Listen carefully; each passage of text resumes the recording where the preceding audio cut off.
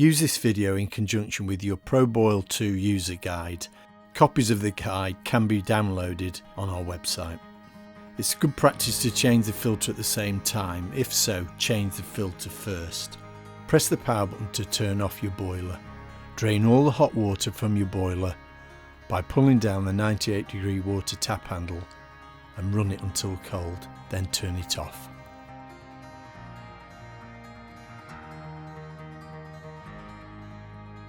Pull the power cable out of the boiler and unscrew the blue inlet wing nut on the boiler and retain the rubber mesh filter. Firmly pull and peel the silicone tube off the red outlet. Raise the boiler off the keyhole fixing screws. Unscrew the wing nut and check the rubber seal is still in place and in good condition.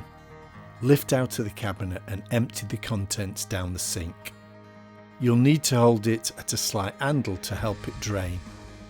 Resting it on the side of the sink also helps. Put the boiler on top of the worktop. Shake and open the descale solution, pouring the whole bottle into the red outlet on the top. Refit the boiler and reattach the inlet and outlet fittings, checking that both seals are in place. These only need to be hand tight. Refill your boiler by turning your tap's 98-degree water handle back on slowly. The boiler will fill up with water, and as soon as water exits the spout, turn it off. Plug in and turn on your boiler. Set the temperature to 85 and make a note of the time.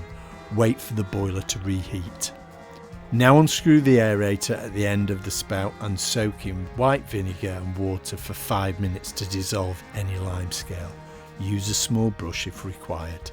Leave it off until we have flushed the boiler. After no more than 30 minutes, turn on the 98-degree water tap handle and run off 20 litres of water. Now you can reassemble the aerator, including fully pushing it into the central tube.